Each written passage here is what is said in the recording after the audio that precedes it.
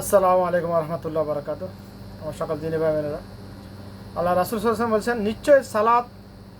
নিশ্চয় সালাত যাবতীয় পাপ কাজ থেকে মানুষকে বিরত রাখে। কথা আমার না, কথা আল্লাহ রাসূলের, হাদিসটা সহিহ। নিশ্চয় সালাত মানুষকে যাবতীয় পাপ কাজ থেকে বিরত রাখে। কিন্তু সালাত যদি মানুষকে যাবতীয় পাপ কাজ থেকে বিরত থাকে, আমরা তো দেখতেছি আমাদের চারপাশে আশপাশে মানুষ 5 ওয়াক্ত নামাজ পড়ে, মসজিদে যায়, নামাজও পড়ে, কিন্তু পাপ কাজে থেকে বিরত নয়, হারাম থেকে বিরত নয়। গীবত সবর করে সবে করতেছে, মুনাফিকি করতেছে, মানুষের হক মারি খাইতেছে, সব কিছু করতেছে, নামাজও পড়তেছে। তাইলে আল্লাহ রাসূলের হাদিসে কখনো মিথ্যা হতে পারে না। তাহলে সমস্যাটা কোথায় মূলত আমাদের এখানে? কেন আমাদের সমাজে মানুষ নামাজও পড়ে, যাবতীয় হারাম কাজেও লিপ্ত? কেন সালাত যাবতীয় হারাম কাজ থেকে বিরত রাখতেছে না বর্তমান জাহেলি যুগের মানুষকে? এটার কারণ তো অবশ্যই নিশ্চয় কারণ আছে। এটা কেন, কি সমস্যা কোথায় এখানে? মূল সমস্যা কোথায়? সমস্যা হলো আমরা সালাতে কি পড়ি, আল্লাহর সাথে কথা বলি, কি বলি, এটা আমরা জানি না, আমরা জাহেল। সমস্যাটা হচ্ছে আমাদের মূলত ওইখানে। সমস্যাটা আমরা কি বলি? আউযু বিল্লাহি মিনাশ শাইতানির রাজিম, বিসমিল্লাহির রহমানির রহিম। আমি আশ্রয় চাইতেছি আল্লাহর কাছে বিতাড়িত শয়তানের কাছ থেকে, চির জাহান্নামী বিতাড়িত শয়তানের কাছ থেকে। ফরম করুমায় রহম অসীম দয়ালু আল্লাহর কাছে আমি আশ্রয় প্রার্থনা করতেছি। ফরম করুমা অসীম দয়ালু আল্লাহর নামে শুরু করলাম। আলহামদুলিল্লাহি রাব্বিল আলামিন, আর রহমানির রহিম, মালিক ইয়াউমিদ্দিন, ইয়্যাকা না'বুদু ওয়া ইয়্যাকা নাস্তাঈন, ইহদিনাস সিরাতাল মুস্তাকিম, সিরাতাল লাযিনা আন'আমতা আলাইহিম। এই আয়াতের অর্থ বললাম, আল্লাহ তুমি আমাকে সরল পথ দেখাও, সিধা পথ দেখাও। বলতেছি আল্লাহ তুমি আমাকে সিধা পথ দেখাও। মসজিদ থেকে বের হইলে চলি বাঁকা পথে। তাদের পথ দেখিও না যাদেরকে তুমি আযাব দিয়েছ, গজব দিয়েছ। তাদের পথ দেখাও যাদেরকে তুমি অসংখ্য অগণিত নিয়ামত দান করেছ, যাদের উপর তুমি রহমত দান করেছ, তাদের পথ দেখাও।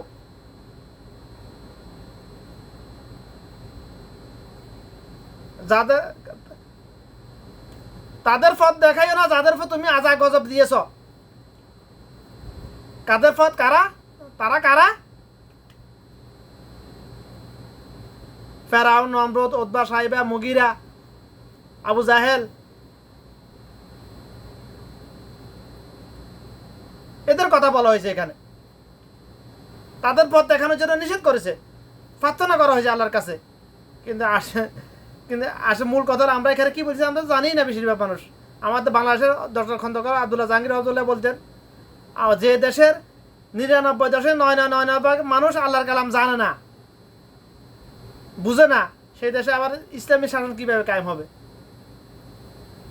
আগে আমাদেরকে আলেম হইতে হবে, আল্লাহর কালাম জাননেওয়ালা, বুঝনেওয়ালা, সমাজনেওয়ালা আলেম হইতে হবে। তারপর না ইসলামিক শাসন আল্লাহ পাকে কি আদেশ করেছে, কি নিষেধ করেছে, সেটা আমরা বুঝতে পারবো, মানতে পারবো।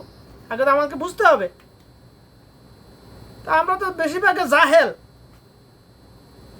হ্যাঁ, 99.999% আমার জাহেল, অর্থাৎ হাজারে একজনও নাই আল্লাহর কালাম জানেওয়ালা, বুঝনেওয়ালা বাংলাদেশে। তো আমরা কিভাবে দিন প্রতিষ্ঠিত কিভাবে হবে, দিন কায়েম কিভাবে হবে সেই দেশে? ইসলামী শাসন কিভাবে কায়েম হবে? এত সহজ?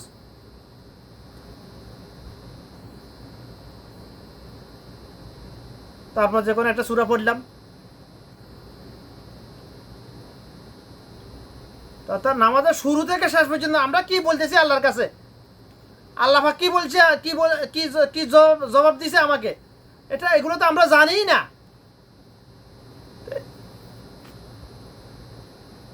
আমাদের প্রথম মূল কারণ হচ্ছে এখানে, এগুলো আমরা জানি না। আর দ্বিতীয় আরেকটা কারণ হচ্ছে, আমরা মসজিদে গেলে মসজিদকে আমরা জেলখানা মনে করি। মসজিদে ঢুকলেই শুধু চিন্তা করে কখন বেরোবো, কখন ভাইরে আমার ব্যবসা, আমার দোকান বন্ধ করে আসছি, হায় রে আমার কাজ তুই রাখি আসছি, শুধু এই চিন্তা ভাবনা আমাদের মনের মধ্যে, এই জল্পনা কল্পনা শুধুমাত্র, তাড়াহুড়া শুধুমাত্র নদীতে গেলেই। আমাদের মূল ফাউন্ডেশন তো খারাপ ভাই। এই জন্য এই সলাৎ আমাদেরকে যাবতীয় পাপ কাজ থেকে বিরত রাখতেছে না। প্রথম কথা হলো আমরা আল্লাহর কালাম নামাজে আল্লাহর কাছে কি বলতেছি, আল্লাহর সাথে কি বলতেছি, আল্লাহ পাক কি বলতেছে এগুলো আমরা জানি না। আল্লাহর কাছে কি চাইতেছি এটা আমরা জানি না। আল্লাহ পাক কি দিতেছে দেওয়ার ওয়াদা করেছে এগুলো আমরা জানি না। এই জন্য আমরা মানতেছি না, আমরা না জানার কারণে মানতেছি না, আমাদের জাহেলিয়াতের কারণে আমরা মানতে পারতেছি না। এই জন্য সালাত আমাদেরকে যাবতীয় হারাম কাজ থেকে বিরত রাখতেছে না। এটা আমাদের দেশের কথা। আর আরব দেশের কথা এরা আল্লাহ জন্মসূত্রে আল্লাহর কালাম জানে বুঝে কিন্তু মানতেছে না, আবু জাহেলের ন্যায়। কারণ ইমানের দুর্বলতা, ইমান দুর্বল হইতে হইতে এখন এমন এক পর্যায়ে এসে পৌঁছেছে মানুষের ইমান। বর্তমান যুগে বর্তমানে অ্যাট দ্য মোমেন্ট 1999 জন মুনাফিক। এই রিপোর্টগুলোকে কখনো কি আমাদের আগে আর খণ্ডানোর সুযোগ নাই, কারণ এটা বাড়তে থাকবে তো ভাই। যত দিন যাবে সংখ্যা বাড়বে মুনাফিকের সংখ্যা। একটা কথা না বললে হয় না, মুনাফিকের জন্ম হয় আবার মুসলমানের ঘরে। মুনাফিকরা মুসলমান নামদারি আদম সন্তান কিন্তু সবগুলা। মুনাফিকদের তাওহীদের উপর ঈমান আছে, রিসালাতের উপর ঈমান নাই। মুনাফিকের চিহ্ন 3টা, সবাই জানে। মিথ্যা কথা বলে, আমানতের খেয়ানত করে, ওয়াদা ভঙ্গ করে।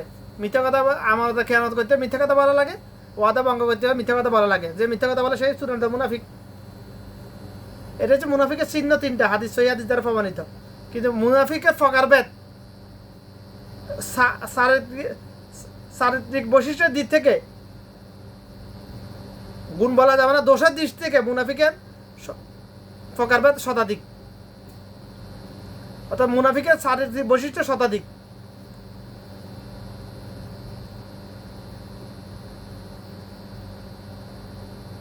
সত্যকে মিথ্যা বলে প্রমাণ করার চেষ্টা করে, মিথ্যাকে সত্য বলে প্রতিষ্ঠিত করার চেষ্টা করে, ন্যায় বিচার করে না, হক কথা বলে না, সাইটানি কথা বলে, সকলখড়ি করে, গীবত করে। এই সবগুলো মুনাফিকি,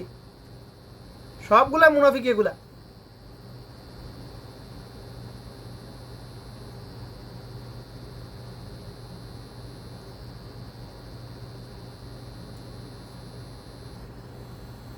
অন্যের জানমাল তার থেকে সুরক্ষিত নয়, সবগুলো মুনাফিক। এগুলা জাহিলিয়াত, সবগুলো জাহিলিয়াত। এই জন্য আমাদেরকে অবশ্যই আল্লাহর কালাম জানতে হবে, বুঝতে হবে। মানার জন্য তো আগে বুঝতে হবে। ভাই আমি যদি চীন দেশে যাই কোনো একটা মিল ফ্যাক্টরিতে কাজ করার জন্য, কোম্পানিতে কাজ করার জন্য, আমি যদি চাইনা ভাষা একেবারে না বুঝি, কিংবা চাইনা ভাষা দোভাষী হিসেবে ইংরেজি ভাষা না বুঝি, আমি ওখানে কী করবো? আমি বাংলাদেশের অনেক বড় ইঞ্জিনিয়ার আর কি। তো আমি যদি চাইনিজ ভাষা কিংবা ইংরেজি ভাষা না জানি, না বুঝি, আমি কি ওই দেশে যাই? আমার খানা আছে, আমার কোনো মূল্য আছে? ওই দেশে কোনো মূল্য নাই। সে একই অবস্থা। মৃত্যুর পরে প্রত্যেক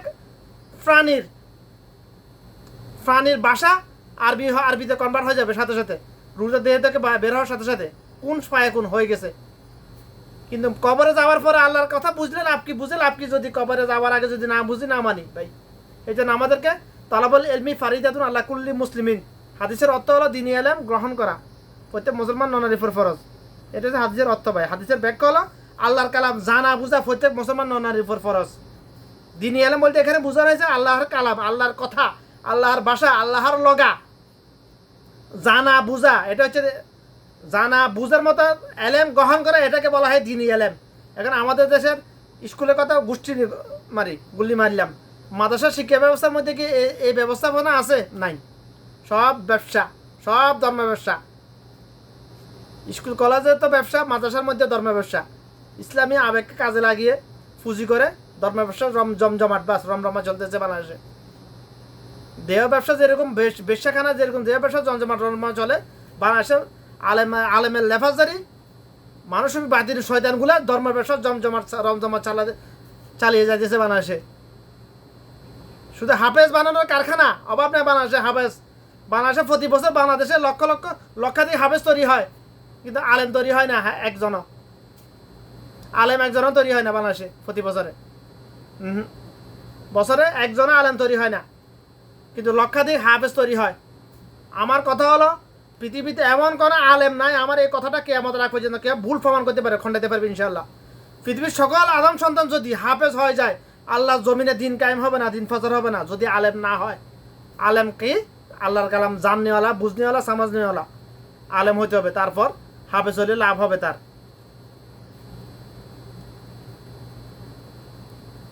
হাফেজ হলে ধর্মের ব্যবসায়ী হবে, রেমিটেন্স যুদ্ধ হবে, রেমিটেন্স যোদ্ধা, বিদেশে গিয়ে কোরআন প্রতিযোগিতা করে অর্থই আনবে, বিদেশে বাংলাদেশের জন্য রেমিটেন্স আনবে, এতটুকু হতে পারবে হাফেজ হলে। বিশ্বজয়ী হাফেজ বাংলাদেশে অনেক, প্রতি বছর, গত কয়েকদিন আগে একজন হয়েছে বিশ্বজয়ী হাফেজ। প্রতি বছর বাংলাদেশে 2-3 জন বিশ্বজয়ী হাফেজ। এশিয়ার মধ্যে সবচেয়ে বিশ্বজয়ী হাফেজ বাংলাদেশে বেশি, কিন্তু আফসোস আলেম নাই, আলেম হইতেছে না সেই অনুযায়ী। হাফেজ লক্ষাধিক হাফেজ প্রতি বছর বাংলাদেশে তৈরি হইতেছে, লক্ষাধিক, আমি মিনিমাম বলতেছি, লক্ষাধিক। কত লক্ষ? লক্ষাধিক বলতে 5 লক্ষ হইতে পারে, 10 লক্ষ হইতে পারে, 20 লক্ষ হইতে পারে, কিন্তু আলেম প্রতি বছরে এভারেজ একজনও হইতেছে না বাংলাদেশে। যাদেরকে আলেম বলে মনে করে সাধারণ মানুষ, তাদের মধ্যে বেশিরভাগ ধর্মের ব্যবসায়ী, বেশিরভাগ আবু জাহেলের ন্যায়, বেশিরভাগ আলেমের লেফাজদারি মানুষ বাতিল শয়তান। বিদাতকে বিদাত বলে, সুন্নাহ বলে চালিয়ে যাইতেছে, এগুলো সবগুলা টাটকা মানুষ শয়তান, এগুলা শয়তান সবগুলা। যে বিদাত করে, যে বিদাতকে বিদাত জেনে সে তার রদ করে না, তার প্রতিবাদ করে না, সে মানুষ একটা বাতিল শয়তান। সে মসজিদের ইমাম মজাম হোক কিংবা সভাপতি সেক্রেটারি যে হোক না কেন, যে বিদাত করায় এবং করে দুইজনের সমান অপরাধী। যে বিদাত পরিচালনা করে, যে বিদাত পালন করে, দুইজনের সমান অপরাধী। বিসমিল্লাহ।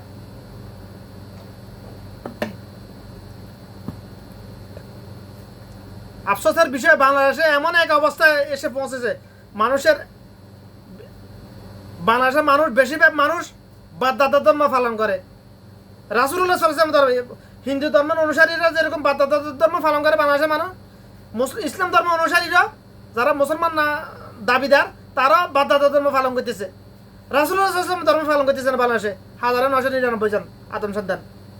বাংলাদেশে 1999 জন আদম সন্তান রাসূলুল্লাহ সাল্লাল্লাহু আলাইহি ওয়াসাল্লাম ধর্ম পালন করতেছে না, বাদদাদা ধর্ম পালন করতেছে হিন্দু ধর্ম অনুসারীদের ন্যায়। তো জানাতে কিভাবে যাবে তারা? জাহান্নামের আগুন তো দুনিয়াতে জ্বালিয়ে যাইতেছে হিন্দুদের মতো। হিন্দুরা যেরকম মরলে পুড়িয়ে ফেলে, অর্থাৎ জাহান্নামে তো সারা জীবন চলবি, আজীবন। এ জাহান্নামের আগুনটা দুনিয়াতে জ্বালাই দিলাম তোর ফাঁসার তল দিয়া, এটাই প্রমাণ করে হিন্দু ধর্মরা। ওরা কিন্তু বুঝতে পেরেছে, জাহেলিয়াতের কারণে বুঝতে পেরেছে না কি করতেছি আমরা। আরে এ যে আগুন দুনিয়াতে লাগাই দিছিস, ওটার শুরু আছে আর শেষ নাই, চলবে ইয়কাল। আর আমরা মুসলমান নামদারি আদম সন্তানরা কি করতেছি? বাদা ধর্ম পালন করে আমরা, আমাদেরকে দাফন করে, পোড়ায় না, কিন্তু আমরা জাহান্নামের আগুন দুনিয়াতে জ্বালা যাইতেছি নিজের ফিস দিয়া। যারা বিদাতে লিপ্ত, বেশিরভাগ মানুষ তো বিদাতে লিপ্ত হয় ভাই। বিদাতে লিপ্ত উল্টে আরো বিদাতকে রদ করার জন্য সহি হাদিসের কথা বললে তারা সহি হাদিসকে বিদাত বলে আখ্যায়িত করে, বলে তাই ওয়াহাবি। বিদাতে বিরোধ করলে বলে এটা ওয়াহাবি। বাংলাদেশে ওয়াহাবি শব্দটা মুনাফিকরা গালি হিসেবে ব্যবহার করে, কিন্তু ওয়াহাবি শব্দটা কোথায় থেকে আসছে ওটার ইতিহাস জানে না। সর্বপ্রথম বিদাতে যে প্রতিবাদ করেছিল আব্দুল ওয়াহাব, ওনার নামের উপর এর টাইটেলটা এসেছে ওয়াহাবি। এটা একটা গালি। সুন্নি এটাও গালি হিসেবে ব্যবহার করে বাংলাদেশের মানুষ। সুন্নি এবং বিদাতি দুইটা গালি হিসেবে ব্যবহার করে, কিন্তু যারা সুন্নি দাবি করে তারাও সুন্নি নয়। যাদেরকে ওয়াহাবি বলে আসলে মূলত তারাই সুন্নি। সম্পূর্ণ উল্টা বাংলাদেশে।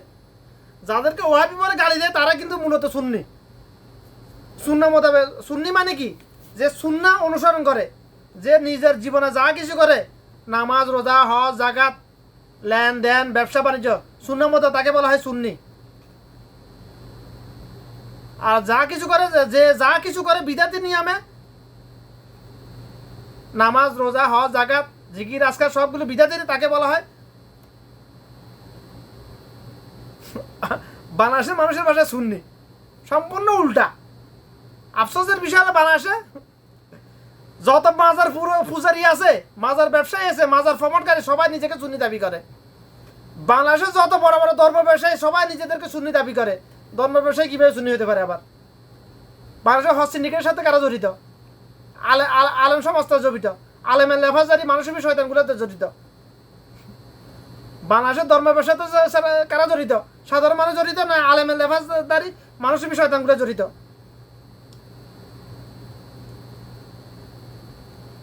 এই জন্য তো আল্লাহ পাক এই ধর্ম, যার নাম উদ্বোধন করবে এই ধর্ম ব্যবসায়ীদেরকে দিয়েই, এই ধর্ম ব্যবসায়ীদেরকে দিয়েই, যারা কোরআন হাদিসের এলেম গ্রহণ করেছে ধর্ম ব্যবসা করার জন্য, নিজেকে প্রচার করার জন্য, প্রমোট করার জন্য, কোরআন হাদিসের কথা বিক্রি করে ব্যবসা করার জন্য, খাওয়ার জন্য কন্ট্যাক্ট করে ওয়াজ করবে। একদিন 1 ঘন্টা কথা বলবে, 2 ঘন্টা কথা বলবে, 50,000 1 লাখ দিতে হবে আমাকে, 20,000 30,000 দিতে হবে। যারা এগুলো করার জন্য, যারা এই ব্যবসা করার জন্য, যারা কোরআন হাদিসের এলেম গ্রহণ করেছে, এদেরকে দিয়ে আল্লাহ পাক জাহান্নাম উদ্বোধন করবে। আমার কথা না, আল্লাহ রাসূল সাল্লাল্লাহু আলাইহি ওয়াসাল্লামের কথা, হাদিসের কথা এটা ভাই। জাহান্নাম সর্বপ্রথম উদ্বোধন করবে আল্লাহ পাক ধর্ম ব্যবসায়ীদেরকে দিয়ে। ওই হাদিসের বাংলা অনুবাদ হলো এটাই আমার ভাষায়, ধর্ম ব্যবসায়ী। তাদেরকে ধর্ম ব্যবসায়ী বলা হয় বাংলাদেশের ভাষায়। আমার ভাষায় তাদেরকে ধর্ম ব্যবসায়ী বলা হয়। ওদেরকে দিয়ে জাহান্নাম উদ্বোধন করবে।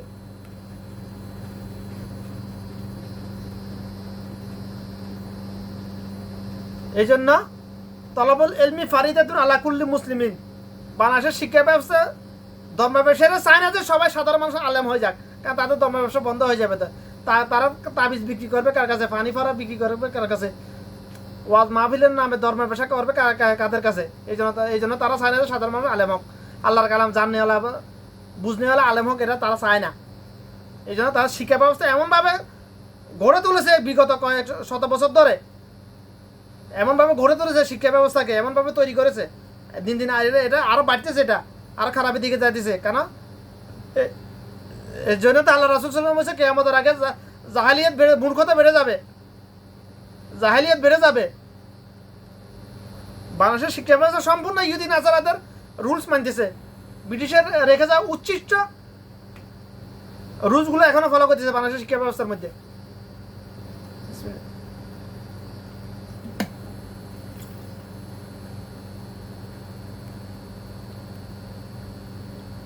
আল্লাহর কালাম জানা বোঝা কত সহজ, হাফেজ হওয়া চাইতেও সহজ। আশা করি ইনশাল্লাহ, যদি আল্লাহ চায় ইনশাল্লাহ আগামী 1 বছর মতো হয়ে যাবে পূর্ণ 30 পারা কোরআন, 6236টা আয়াত, 114টা সূরা, বাংলা অনুবাদ, শব্দার্থে কোরআন। শব্দগুলো আমি কালেক্ট করতেছি ইনশাল্লাহ, যদি আল্লাহ সহায় হয় ইনশাল্লাহ আগামী 1 বছরের মধ্যে হয়ে যাবে ইনশাল্লাহ। সময় লাগবে একটু, কারণ শব্দগুলো যাচাই করা লাগে একাধিক কোরআনের সাথে মিলিয়ে, যাচাই করে নিজে এটার উপর তাহকিক করা লাগে শব্দের উপর। কারণ একই শব্দের অর্থ শব্দের আগে পিছের শব্দের উপর নির্ভর করে ভিন্ন ভিন্ন হয়, অনেক লম্বা চূড়া হিসেবে এটা। তো এগুলা জাস্টিফাই করতে হবে। আমার কোনো একটা লেখার মধ্যে একটা শব্দের মধ্যে যদি ভুল হয়ে যায়, তো এটা যারা ফলাবে তারা ভুল পথে চলবে, তাহলে এটা আমার জন্য এটা মুসিবত হয়ে যাবে। এই জন্য সময়টা নেওয়া লাগতেছে আমার, না হলে 1 মাসের মধ্যে তৈরি করতে পারি আমি। সময়টা আমার 1 বছর সময় লাগবে। কেন বলতেছি? আমার এই শব্দগুলোর উপর তাকিদ করতে হবে, জাস্টিফাই করতে হবে এগুলো সঠিক কিনা। এই জন্য আমার এই পূর্ণ 30 পারা কোরআনের শব্দার্থ কোরআন তৈরি করতে আমার সময় লাগবে প্রায় 1 বছর ইনশাআল্লাহ, যদি আল্লাহ সহায় হয় আমার। আল্লাহ চাইলে এর আগেও হতে পারে, সময় দিতে পারি না বেশি, কারণ প্রবাসে আসছি তো ফেরত দায়ী আসছি, সব কিছু ছাড়ি দিয়ে প্রবাসে কেন পড়ে রয়েছি সবাই জানেন। এই জন্য বেশি সময় দিতে পারি, এই জন্য সময় বেশি লাগবে আমার। যা কিছু করতেছি আমি একমাত্র আল্লাহর কাছ থেকে বিনিময় নেওয়ার আশা করতেছি। কে কি বলবে না বলে আমাকে নিয়ে আমার কিছু যা আসে না। এগুলা আমি কখনো পাঞ্জাবি গায়ে দিয়ে কথা বলি না বেশিরভাগ সময়, এই জন্য বলি না। পাঞ্জাবি টুপি গায়ে দিয়ে কথা বললে মানুষ আমার কথা শুনবে, আমাকে অনেক বড় আলেম মনে করবে। এটাই ধর্ম ব্যবসায়ী ব্যবসার কলাপে ঢুকে দেওয়ার সুযোগ পাওয়া যাবে শয়তান। এই জন্য আমি কখনো পাঞ্জাবি পরি না। টুপি এটা আমার ফিতরত, এটা আমার রক্তের সাথে মিশে গেছে। টুপি না লাগালে আমি থাকতে পারি না। টুপি না লাগালে গুনাহ হবে এরকম কিছু নয়, টুপি লাগালে অনেক সওয়াব হবে এরকম কিছু নয়। এটা আমার একটা অভ্যাস হয়ে গেছে। এটা টুপি না লাগায় আমি ঘর থেকে বের হলে আমার কাছে মনে হয় আমি উলঙ্গ, অর্থাৎ উদিলে বের হয়েছি, জামা না পরে বের হয়েছি আমি, এরকম মনে হয় আমার কাছে। এটা আমার অভ্যাস হয়ে গেছে এই জন্য। কিন্তু লম্বা জুম্বা গায়ে দিয়ে মাথা পাগড়ি পরে টকা টুকা কয়েকটা হাদিস জানলে, কোরআনে কয়েকটা হাদিস কিংবা হাফেজ হয়ে গেলে হাতে আলেম হয়ে গেছে। টাটকা মিশা কথা এগুলা সব। আলেম দুই প্রকার আবার, আবু জাহেলের ন্যায় আলেম, সাহাবিদের ন্যায় আলেম, যে আল্লাহর কালাম জানে বুঝে লেকিন আমল করে না, এবং যেরকম জেনেছে বুঝেছে ওইরকম মানুষের সামনে উপস্থাপন করে, সে হচ্ছে আবু জাহেলের ন্যায় আলেম। ওদেরকে দিয়ে জাহান্নাম উদ্বোধন করবে নাউজুবিল্লাহ আল্লাহ পাক। আর যে আল্লাহর কালাম জানে বুঝে এবং যা জানে তা মানে, যেরকম জানে বুঝে ওইরকম মানুষের সামনে উপস্থাপন করে, মানুষের কাছে পৌঁছা দেওয়ার চেষ্টা করে কথাগুলা, তারা হচ্ছে সাহাবীদের ন্যায় আলেম, জান্নাতের অন্তর্ভুক্ত আলেম ইনশাআল্লাহ।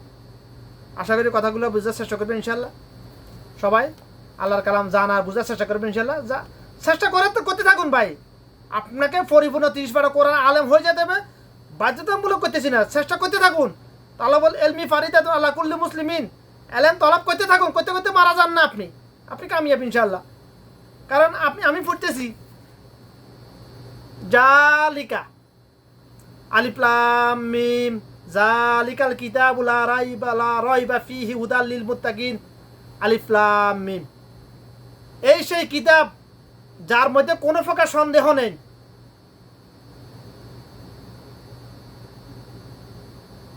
যার মধ্যে কোনো প্রকার সন্দেহ নেই।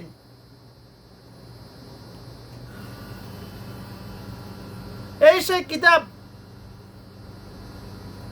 যার মধ্যে আছে মুত্তাকিদের জন্য হেদায়েতের পথ।